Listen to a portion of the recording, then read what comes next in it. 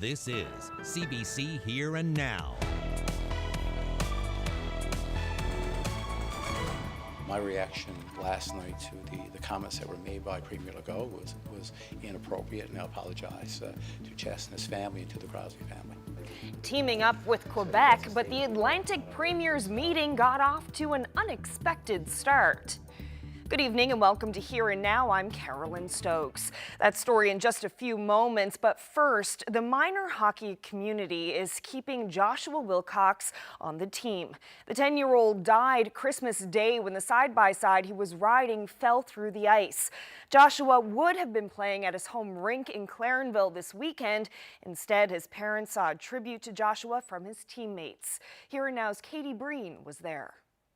Joshua was a member of our Adam A team, and hockey held a special place in the hearts of Joshua and his parents. Our tournament this weekend is in celebration and honor of his life. Everyone I've spoken to who knew Joshua talked about what a bright light he was, and I think in weaving the family in, having them involved with their consent was a huge thing. I would like to invite Joshua's parents, Brian and Elizabeth Wilcox, to center ice for the ceremonial puck drop.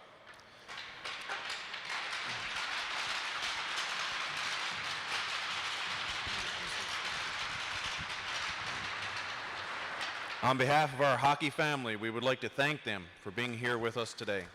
Minor hockey seems so big, but when it comes to these age groups, it's so small because these kids, they're playing in tournaments together. They all get to know each other. This Adam team, they've been together now for 5 or 6 years, so parents, they travel together, everybody knows each other. And the team that he played on, it was beautiful to see them all in their uniform today. Can you tell me what they have done differently? Well, what they've done today for the open ceremonies and for the open ceremony game, they all have Joshua Wilcox's name bar on the back of their jerseys. So that's just a momentum to them. Also in the dressing room, they have his jersey hung up, number 14. They have his hockey bag. So they've been doing this ever since. When you see a family struggling with the grief of a tragic loss of a child, I don't know if you have words for that. And out there on that ice today, I hope that the family felt that everyone in this building today and everyone across this province of Newfoundland and Labrador are standing with them, are supporting them, and are behind them 110%. Well, to the West Coast now, where the ski and snowboard season is nearly in full swing. Here and Now's Troy Turner hit the slopes at Marble Mountain for the busy opening weekend. Every turn, every twist, every run down the slope. They could do this every day. Couldn't ask for better conditions, honestly. 30 centimeters of fresh pow. Oh, legs are dead. The wait for the lift is no bother. These skiers have waited an extra week for opening day. 90% of the runs are open. Enough snow to draw the townies to the hill. Yeah, we have. We just found out yesterday the hill was open today, so we packed up our gear and hit the road for Corner Brook. And all the snow made the trip worthwhile. It's really important, and I'm glad there's lots of snow, and most of the runs are open, I think. Everything we can see, all the conditions are great. So it should be a fun day of snowboarding. While Marble opened Friday, the hill prep has been ongoing for weeks. Snowmaking was adding insurance for a better, stronger foundation. And as soon as the public was allowed in, each obstacle and hazard had to be identified. Especially in early season, there's a chance that there could be unmarked rocks, there could be other obstacles. We make sure that if the groomer went up, that there's no areas where they might have got missed and somebody could trip and fall. So we try to make sure that the hill is marked and anything that a skier could run into, especially man-made, is avoided. Yeah. While the hill experienced peak conditions here on opening weekend, we'll likely see more skiers and snowboarders flock here as the season progresses. And while everyone loves that fresh new powder, including the ski patrol, they want everyone to know that you have to keep safety in mind first. Troy Turner, CBC News, Marble Mountain. Joshua, it was certainly a beautiful day if you were out on the slopes today, and we can thank a big area of high pressure for that. Get used to these cold temperatures, though, that are happening across the province. They're going to stick around for a few more days, and again, that's thanks to a ridge of high pressure. We've got some sun and cloud with the chance of a few flurries for the west coast and other parts of the island. And then looking ahead to the next storm, Thursday and Friday, looks like when it will make an appearance. I'll have all those details coming up. His legacy ties into the legacy of Hibernia. And in my view, if Hibernia had not been done when it was done, I doubt if any of the others would have been done. Tributes to the late John Crosbie continue. Just ahead, why some say his greatest legacy is the Hibernia Oil Project. There's a new tone of cooperation tonight among some old foes. The Premier of Quebec was in the province today and says he'd like to see his province and Newfoundland and Labrador work together to sell hydropower. Here now's Peter Cowan explains. It's a sight you rarely see. Newfoundland and Labrador and Quebec premiers smiling and agreeing. After years of mistrust and suspicion, these two premiers want to try cooperation. Why don't we work together, a complete plan to serve 100% of clean energy to all our provinces? The goal is to replace dirty coal power in New Brunswick and Nova Scotia with clean hydropower from Quebec and Labrador. Rather than competing to supply that power, François Legault wants the provinces to work together. There's a new capacity coming from Muskrat Falls. There's a potential, a very, very interesting project with Gull Island. And we also have some projects in Quebec. And I think we have, of course, to work differently, making sure that it's a win-win. A win for Newfoundland and a win for Quebec. A working relationship doesn't come easily. Many Newfoundlanders and Labradorians aren't ready to forgive Quebec for the deal over Churchill Falls that sees Quebec pay less than a cent for every kilowatt hour, only to turn around and sell that power for many times that, raking in billions. Past premiers have insisted it was impossible to work with Quebec. The shock for me as a provincial leader is the sense of greed and arrogance and entitlement displayed by Quebec after, quote, milking Newfoundland dry, in the words of one of our national newspapers. Neither premier knows exactly what a deal may look like. It's too early to say if this could mean building a new hydro dam on the Churchill River at Gull Island, or who's going to pay for it. What the premiers can both agree on is the federal government needs to help build power lines to get the energy to customers. We need that transmission capacity available to Atlantic Canada before that solution, whatever the potential solution, can be identified. Ball may be convinced a deal with Quebec could be good for Newfoundland and Labrador, but convincing people in the province may be more challenging. Peter Cowan, CBC News, St. John's. Well, the Atlantic Premiers meeting got off to an awkward start. Quebec Premier François Legault and Premier Dwight Ball began today's session with an apology. It all started with a dig Legault made last night towards provincial PC leader Ches Crosbie, while Legault was speaking about Crosbie's late father, John. I'd like to take a few minutes also to say a few words about John Crosbie. I've seen a guy dedicating his life to politics here at the federal level. He was a very good speaker. His son is not as great. That's a joke. Well, John Crosbie, of course, died on Friday. Several people took issue with Legault's comment, as well as Ball's reaction to it. That exchange prompted the PC party to ask for an apology this morning, which both Ball and Legault gave. He was certainly a legend, and certainly someone that had wit and way with words that the bar is way too high for any modern-day politician to even measure themselves by. So I apologize for my reaction to the Crosbie family. He was one of the best speakers, and I just wanted to say that his son is different, and making a joke, a bad joke, trying to help my friend Dwight with his opposition, so it wasn't the right joke. So, of course, I would like to apologize also. Well, Canada's Deputy Prime Minister was also in St. John's today. It's a pleasure for me to be here with you in your incredibly beautiful city. I would like to say that the way that the Atlantic premiers work together it's really admirable.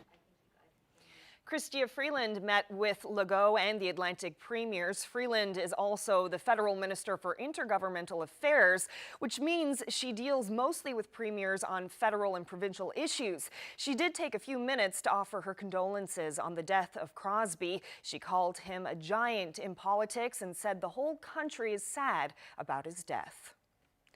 We're turning now to some national news. It looks like Prince Harry and his wife Meghan will indeed be living in Canada part-time. That was part of an announcement from the Queen today after senior members of the royal family met at her estate in Sandringham, England, to discuss the couple's future. In a short statement, the Queen said she would have preferred Harry and Meghan remain full-time working royals, but she's granting their wish to lead a more independent life by dividing their time between the UK and this country. However, there will be a period of transition, and specific details of the new arrangement won't be announced for a few days. The meeting was called last week after the couple announced plans to step back as senior members of the royal family. But there remains questions over who will pay the security costs for Meghan and Harry when they're in Canada. The British Evening Standard tabloid reports that Prime Minister Justin Trudeau has agreed that Canada should cover the cost. But Finance Minister Bill Morneau was asked about that at an event today and suggested the paper is wrong. We obviously are always looking to make sure that as a member of the Commonwealth that we play a role. We have not had any discussions on that subject at this time. The Evening Standard says round-the-clock security for the couple would cost taxpayers about $500,000 a year.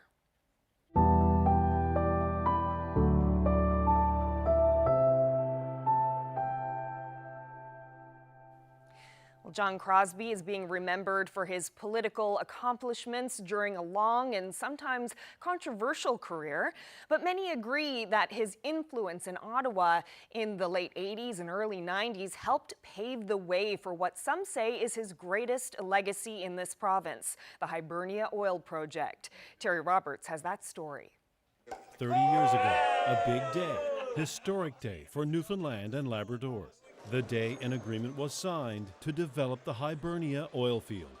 The ink flowing from these signatures was the start of an industry that would see oil flow off the coast of Newfoundland, eventually transforming the province. If you look at all the accomplishments that we've made and tally them up, I don't think you'll find any greater accomplishment than the Hibernia project. Center stage in all this, John C. Crosbie, Newfoundland and Labrador's representative in Brian Mulrooney's cabinet. The stakes were high. The oil companies were taking a giant risk. So Crosbie, Mulrooney and company agreed to billions in loan guarantees and outright grants. At the time, these were controversial and unprecedented commitments from a federal government. Just memories, I guess. And this man had a front row seat at the negotiating table and remembers John Crosbie's influence. They would not have been secured without a very skilled political leader at the helm. And that, in fact, was Mr. Crosbie. When it was given to John. And this man was our mines and energy minister at the time. Without him, we would not have an oil industry. That's my view. Rex Gibbons was deep into the Hibernia negotiations and remembers it like it was yesterday. But before the foundation of that oil legacy was even cemented, near disaster. 2 years after that historic signing agreement, the partnership developing Hibernia nearly collapsed. Charles Schultz, the president of Gulf, called me from Calgary and said, Mr. Minister, I've got some bad news for you. Gulf Canada, with a 25% stake, got cold feet and backed out. This man was part of a joint venture helping build Hibernia at Bull Arm. We were the contractor to build the platform itself, and all of a sudden we were informed that the project is now stopped. In the face of the harsh criticism from nearly every corner of the country, Mulrooney's government went all in on Hibernia. agreeing to take an 8.5% share in the project, and Crosbie is partly credited for that industry-saving decision. It was fantastic how he convinced them all. I think that you didn't have somebody like John Crosbie, we would have had a big challenge to get that project off the road. And you think Hibernia would have failed? I think so. That's where John Crosbie was important in the federal cabinet at the time, because without him being there to help Jacob say, yes, we've got to do this, that might never have come back on track. And if Hibernia had failed, say insiders, the province would be a very different place today. I think his legacy is the fact that we truly got a different economy now than we had at any time since Confederation. The province's oil potential was on Crosbie's radar many years before. It was 1976. Crosbie lays out his vision for the offshore in his first speech to the House of Commons. That speech was the first salvo in the battle over offshore ownership. The climax came 9 years later with the Atlantic Accord.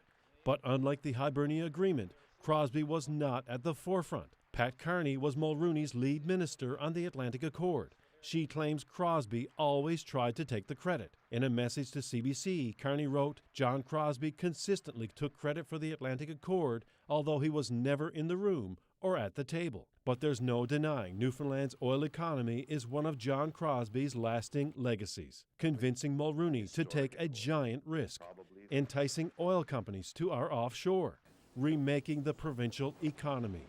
Not everybody could do that. Among political leaders, there is no doubt that he was a giant of a man, and highly capable and very experienced eventually in public policy.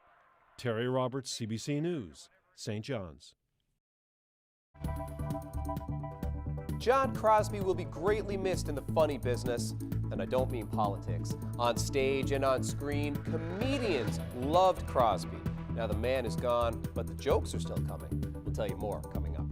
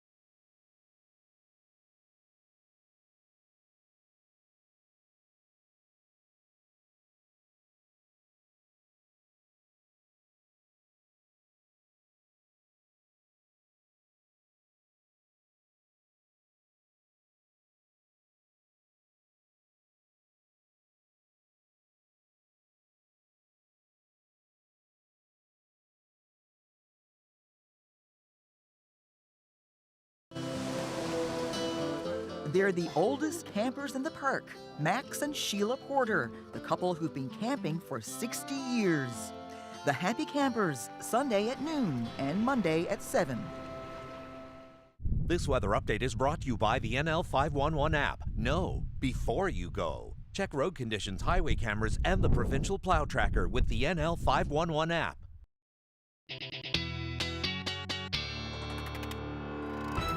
Okay, so before we talk weather, I'd like to talk basketball for a moment and show you an incredible game-winning shot on the weekend. It happened in Portugal Cove St. Philip's, where grade 6 girls were playing in an invitational tournament. Just have a look at this.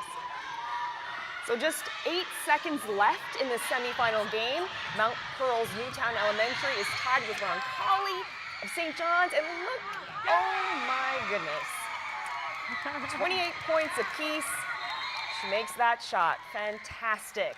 It's 12-year-old Victoria Tuff made that shot, winning the game for her team. Look out, Carl English. Yes, it's amazing. That shot moved them into the finals, where Newtown won the championship against Brookside Intermediate School. Congratulations, ladies. And there's a team shot next to their winning banner. Great is that? Isn't that great? She must have been amazing. on such a high after that. Absolutely. Winning. Just imagine. It's like a movie. It is. Congratulations. Right at the buzzer. Yes, congratulations. That's wonderful. And a pretty winning weekend in terms of some sunshine today. Cold temperatures, though. Yeah, so we've kind of locked in these cold temperatures, at least today. We saw the temperatures dropping all day through the day yesterday. And we can thank an Arctic ridge of high pressure. So let's take a look at what's going on. There's that high that's just moving in. It's starting to dominate, or is dominating. It's a pretty strong ridge of high pressure, and it is bringing that cooler air with it. If I put some temperatures on there, you can see these purples and these blues means we're into some of that colder air. And if we take a look at where we were sitting this morning, certainly seeing that cold air, minus 23 for Happy Valley, Goose Bay, Lab City sitting at minus 30. Temperature showing minus 10 for St. John's, but the temperature is actually minus 7 this morning. It just continues to drop. So this really is the low for the day. And then minus 12 for Corner Brook. And there you go, that's where we're sitting right now. Minus 20 for Happy Valley, Goose Bay, and minus 23 up through Lab City. So that's where the coldest air is right now. You factor in that wind chill, feeling closer to minus 30, minus 19 in St. John's.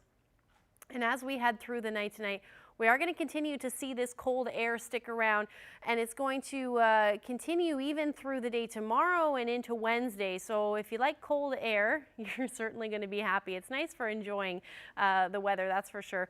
The coldest air is through Lab City right now, and an extreme cold warning is in effect. You're looking at wind chills nearing minus 45 as you head through the night tonight. And again, that Arctic ridge of high pressure helping keep things quite calm. Maybe just a few flurries along the west coast, potentially down along the Burin Peninsula, and then maybe parts of the Great Northern Peninsula. But overall, not a whole lot happening as we head through the night tonight. Those winds are going to ease as well. Especially along the west coast, just 15 to 20 kilometers per hour for the Avalon. Minus 10 should be where we're sitting right now, should be where we should sit through the night tonight. Maybe a few more degrees as you head towards Grand Falls. Winds are minus 18, minus 25 for Happy Valley, Goose Bay, and then minus 36 for Lab City. And with generally light winds, you're still going to see a wind chill, though, feeling closer, like I said, to about minus 45. Now tomorrow, it's still, the ridge of high pressure is still very much in place. Could see some flurries and or periods of light snow at times along the west coast, and then potentially for the northeast as well. Still have that potential for a few flurries in the forecast for parts of the Avalon as well, but it will be very quiet tomorrow. Minus 8 as the afternoon high, so temperatures not really moving much from where we were sitting today. Minus 12 for Clarenville as you head towards Central. You can see I still have all those flurries up along the coast there. Minus 10 for Grand Falls, Windsor, Harbor Breton sitting in the minus 8 degree range, and then similar temperatures along the west coast. But again, those winds are going to stay generally light, so it is going to be beautiful for enjoying that for sure. Minus 13 with plenty of sunshine for St. Anthony, minus 16 for Cartwright. That's really where that ridge of high pressure is, so plenty of sunshine up through the Big Land, with Lab City sitting around minus 20, minus 22 in Churchill Falls. So let's look at your forecast for tomorrow. We'll look ahead to the weekend, or at least the beginning of the weekend, because the next system's on tap. I'll have all those details coming up. Thanks, Ashley. Well, more sports news now. The women's provincial curling tournament is underway in St. John's. The winner will get to represent Newfoundland and Labrador at the Scotties Tournament of Hearts in Moose Jaw next month. This year's event features half a dozen talented teams, including last year's winner, Kelly Sharp, former provincial champ Heather Strong, and this year's junior champion, Mackenzie Mitchell. The championship game will be held tomorrow night at the Remax Centre. Well, meanwhile, in Switzerland, Newfoundland and Labrador curling is also being strongly represented at the 2020 Youth Olympics with Canada's skip Nathan Young of Torbay. The CBC's Devin Haru caught up with Young to ask what went right in yesterday's 6-3 win over Korea. What stands out to me is getting a handle on all the different paths in the ice. And you know, I thought we got our draws in pretty good positions early on in the game, and that kind of gave us the early lead. And then we were able to just keep it clean after that. But we're still learning every game, and we definitely took a lot of things away from that game. They saw what was going on, and especially like with the animals and you know, the baby koalas and stuff like that, they just couldn't help themselves, and they felt that they wanted to do something. Some local food vendors chipped in to support those affected by the Australian wildfires. How their act of kindness went over ahead on Here and Now.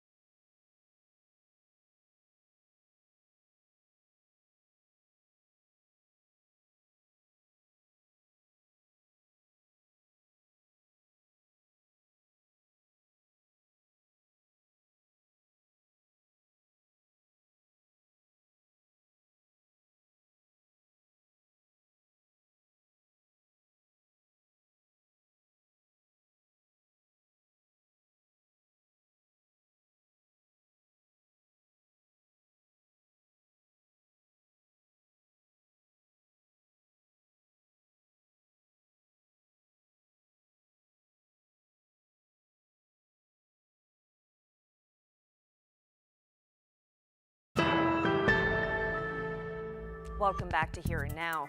Some local businesses came together on the weekend to raise money for a wildlife organization in Australia.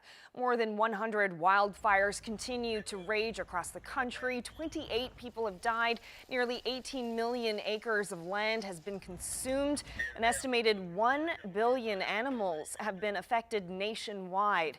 Images of the destruction are heartbreaking, and the devastation motivated some local businesses to raise money for a wildlife rescue organization in Australia. I spoke with Brad Gover, co-owner of the food truck Saucy Mouth.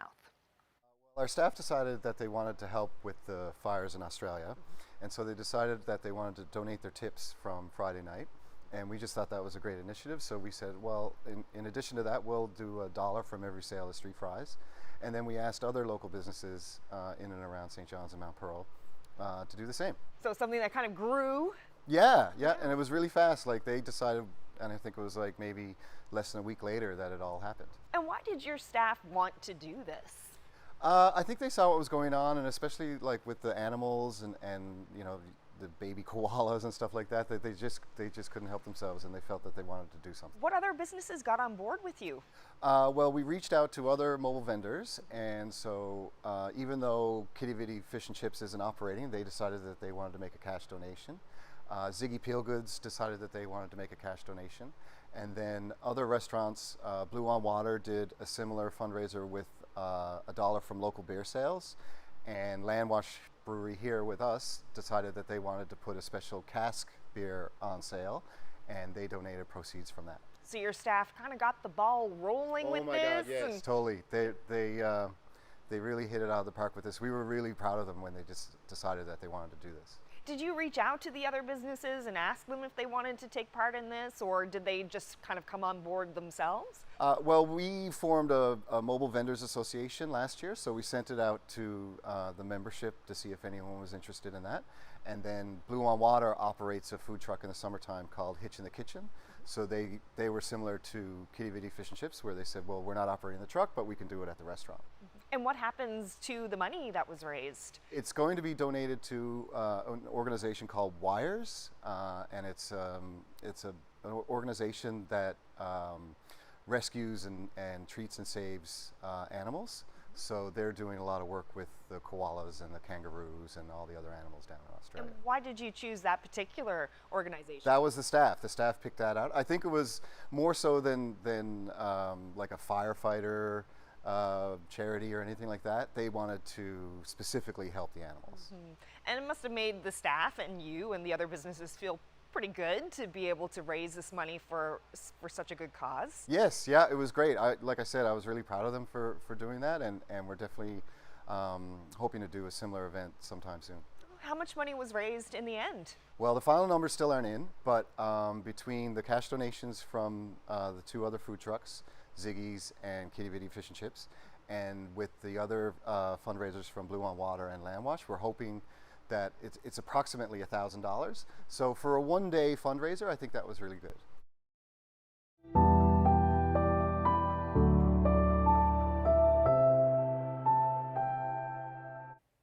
Well, comedians are always in need of great characters.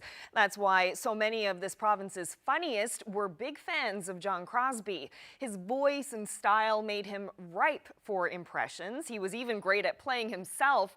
But while Crosbie was good for a laugh, he was always in on the joke. Here and Now, Zach Audi has more.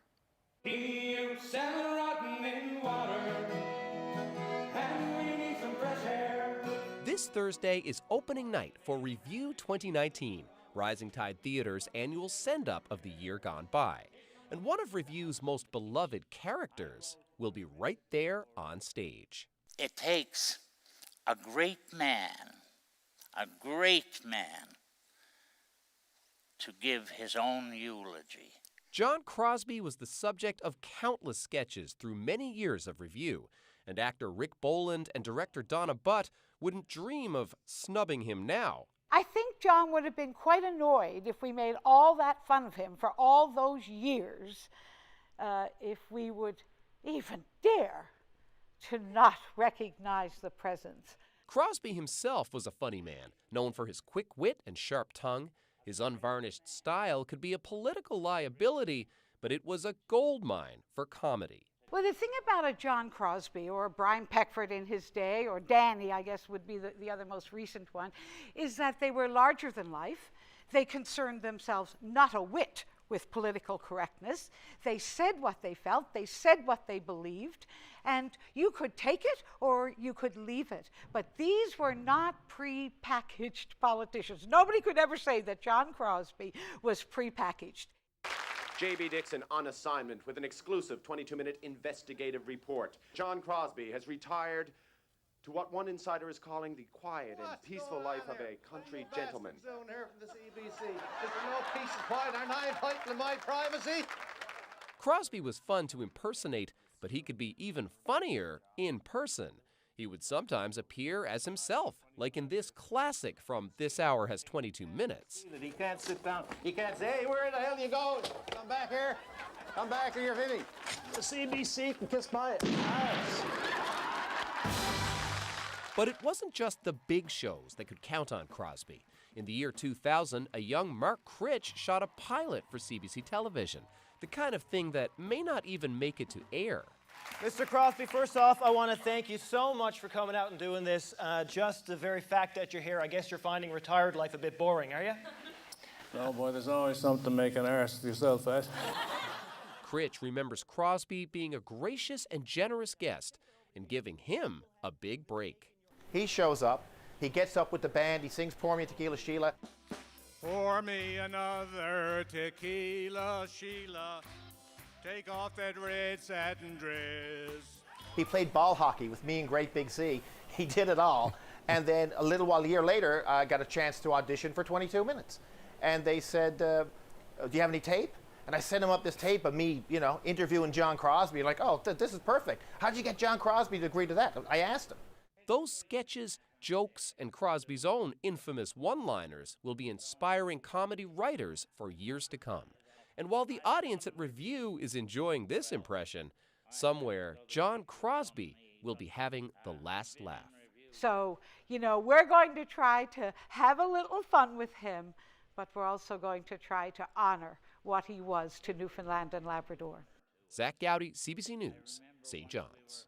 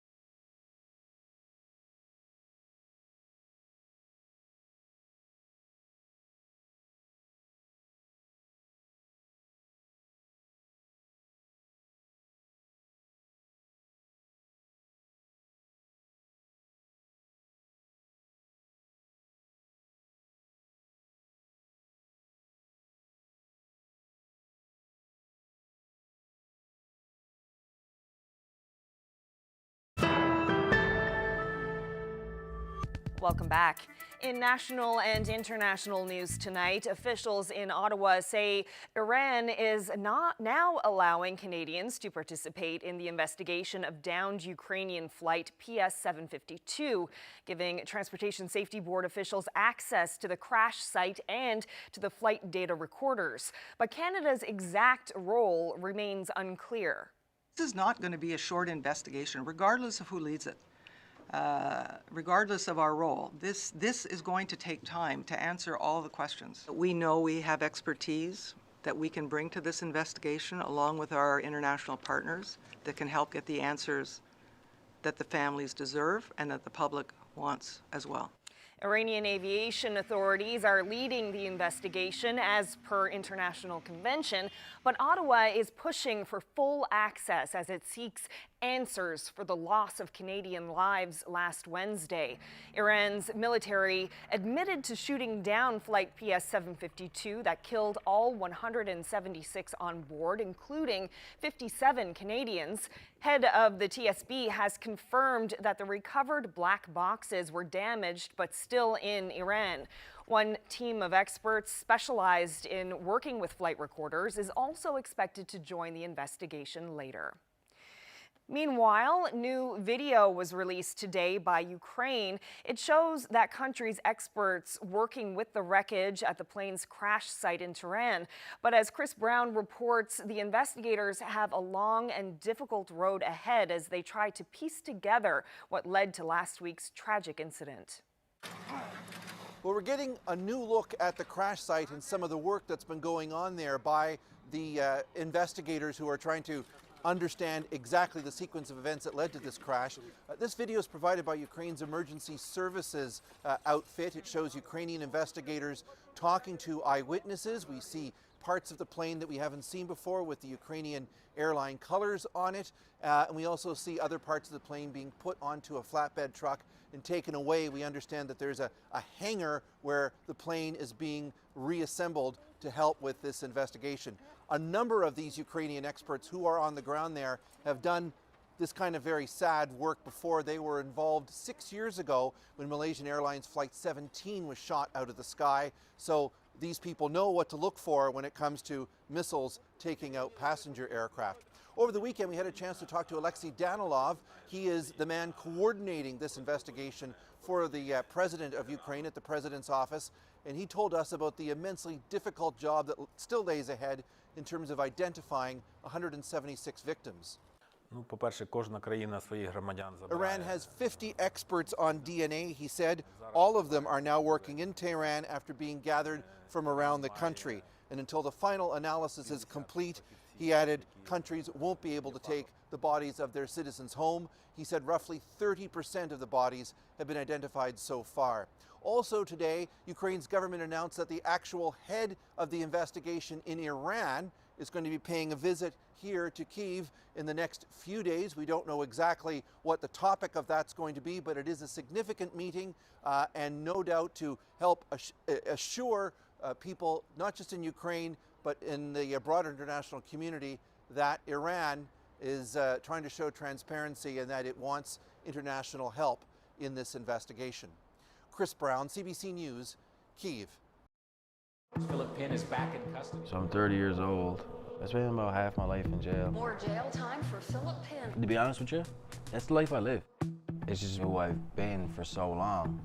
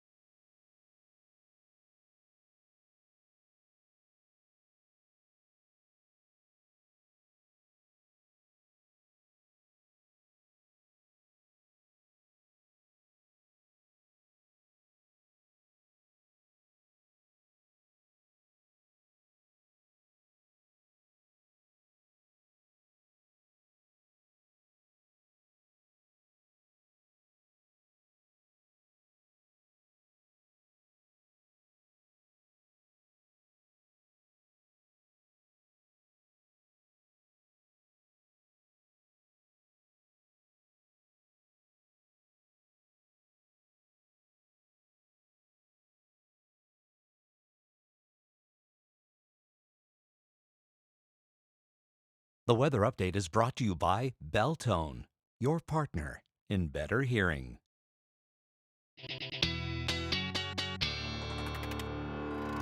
Welcome back, everyone. So, Ashley, you're looking at a potential storm, yet another potential storm later in this week? Yes, later in the week, but we do have a couple of nice days to get through first, which is certainly good news. So let's take a look at what we're expecting on Wednesday. That big ridge of high pressure is going to sink a little bit further south. It's going to move over the island. And that means that we're going to continue to see this cooler air stick around through the day on Wednesday. As that moves out, though, a little bit of a disturbance will move in behind it, and that'll bring the potential for some snow, or at least some flurries and or light snow for most of the island as we head into the evening and overnight hours. And then up through Labrador, another ridge of high pressure starts to dominate for you. So it is going to be quiet over the next couple of days. So here's a look at where we're going to be sitting temperature-wise. Pretty much the same as tomorrow, and into those -8 to -10 degree range. Up through Happy Valley, Goose Bay, -11. So you're into some of the milder air than what you've been seeing or will see. And then Lab City sitting at -18 is the afternoon high for the day on Wednesday, with plenty of sunshine up through Nain and along the coast as well. Cartwright sitting at -13. Now looking ahead, as that system moves off Thursday, then the next one moves in. This is the one that I'm keeping my eye on. So it is looking, I added those isobars again, which are the tighter those lines are, the stronger the winds. So you can see those winds really ramp up by the time Friday morning rolls around. And the track of the system, again, not really well agreed upon, which is why I'm watching this. There's a chance we could see the snow change over to rain for parts of the Avalon. As that moves off, again, we're looking at that snow. It moves a little bit further north, which is allowing the winds to kind of ease off pretty quickly into Saturday. So that's good news there, but definitely going to have to keep an eye on that one. The next ridge of high pressure will move in by the time Saturday rolls around, and then Sunday into Monday over the Maritime provinces is the next weather maker, it looks like, but that's way too far to start talking about. So over the next couple of days, this is where we're sitting. -8 for Wednesday, and then looks like temperatures should climb. And again, these may jump up or go down a little bit as we head through the next couple of days as the track of the system becomes a little bit more clear. But certainly Friday looks like it will be messy with either snow changing to rain or staying with snow with those strong winds. And then for Saturday, flurries and potentials to see some clearing, but those temperatures will drop again. So back down to the -double digits as the overnight lows. For central Newfoundland, have the same type of forecast, but it does look like things should stay as snow for you with those windy conditions on Friday, and then Saturday looking at about -10 with the potential for some flurries. And then for western Newfoundland, same thing. Much cooler though. It looks like -11 for Friday, and overnight lows dipping into the -20 degree range by the time the rest of Saturday rolls around. For eastern Labrador, quiet. Ridge of high pressure dominating again, but that also means that those temperatures are going to drop and continue to stay quite cold, back down to the -30s, it looks like, for the next 5 days for western Labrador. So that's a look at your forecast. I'll have your weather photo coming up. Thanks, Ashley. Well, here's an incredible story. A man stranded in the remote Alaskan wilderness for 23 days in freezing cold temperatures has been rescued. That giant SOS helped police find Tyson Steele. He had been living alone in a remote cabin before it went up in flames in December. He was left with no shelter, little food, and no phone to call for help. But family members who hadn't heard from him in weeks finally sent Alaskan state troopers to check on him. His first meal request after returning to civilization, a McDonald's hamburger. Well, more now on a national story that's getting a lot of buzz. Harry and Meghan are coming to Canada, part-time at least. That announcement came from the Queen today after senior royals met at Sandringham Estate, but little else is known about the couple's future. And as CBC's Renee Filipponi reports, the devil is in the details. That fairy tale day, just 20 months ago, when the world tuned in for Harry and Meghan's wedding, now seems like a distant memory. Today, the media focused on the Queen's Sandringham estate as she summoned Princes Charles, William, and Harry to discuss the couple's now uncertain future as royals. Following the meeting, she issued a statement calling the talks very constructive, saying the royal family is entirely supportive of Harry and Meghan's desire to create a new life as a young family, though they would have preferred them to remain full-time working members. The Queen is so determined to try and find some kind of compromise that keeps Harry within the fold, because if Harry was to turn his back on royal duties entirely, I think that would be devastating for the Queen, for the family. But there are crucial details to work out. What will their role be? Can they keep their Royal Highness's title? And how will they support themselves financially? There are going to be so many lucrative offers for them going forwards. The most toxic thing for the royal family is being seen to cash in on your royal status. It's been 5 days since the Duke and Duchess of Sussex made the announcement, and the story continues to dominate the headlines. Princes Harry and William are raising concerns about how the media is covering it. A media report today suggested William bullied the couple out of the family. The brothers deny it, and in a rare joint statement called the report offensive and potentially harmful. I absolutely hate the fact that this is being called Megxit.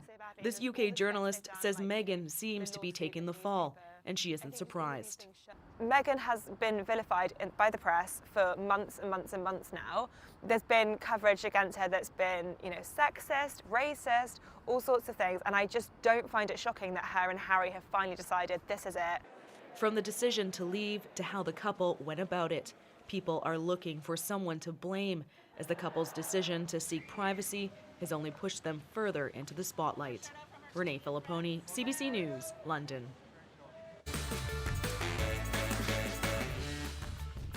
Gotta love that blue sky. Sometimes it comes with cold temperatures. I'll tell you where this is too when we come back.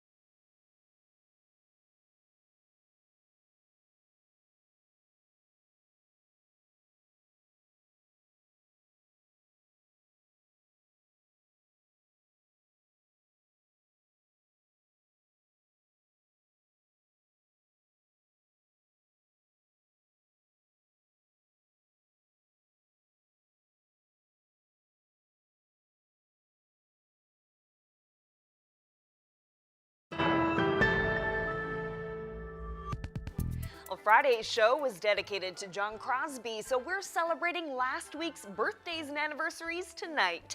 Happy 94th birthday to George Elliott of Mainbrook. Happy 50th anniversary to Victor and Phyllis Castle of Cottlesville.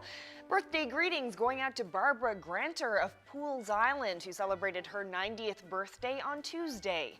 Congratulations to Leona and Harvey Greening of Musgrave Town. They're celebrating their 65th wedding anniversary. Happy 93rd birthday to Bert Knoll in Corner Brook. Happy 94th birthday to Mabel Lemoyne in Port aux Basques, and birthday greetings going out to Rose Casey in Conch. She turned 93 yesterday. Happy 55th anniversary to Harry and Vera Cruz of Fortune, and Lillian Dingwell of Corner Brook is celebrating her 94th birthday. Love from family and friends. Happy 98th birthday to Edward Clark of Carbonear. Happy 50th anniversary to Les and Mary Price of Grand Bank. Happy anniversary to Dave and Marie Barter of Cold Brook. They're celebrating 55 years of marriage. Birthday greetings to Mary Brown, who turned 90 yesterday. She's from Wesleyville and now lives in Badgers Key. Greetings to Evelyn Genge, who is celebrating her 91st birthday on Wednesday. Happy birthday to Sarah Ann Warford of Pollard's Point. She turned 98 yesterday. Happy 90th birthday to Gloria Medor of Stephenville. Birthday greetings to Molly West, who celebrated her 102nd birthday on January 9th. Molly is from Ladle Cove, but now lives in Gander. Happy 60th anniversary to Joseph and Lorena Hodder of Marystown, and happy 55th anniversary to Sylvia and John Potter of Lewisport. Happy 50th anniversary to Sylvia and Martin Whalen of Walbush, now living in Cupid's Crossing.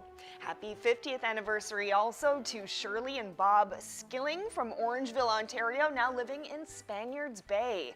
Best wishes to Ruth Burton of Twillingate, now living in Gander. She turns 93 today.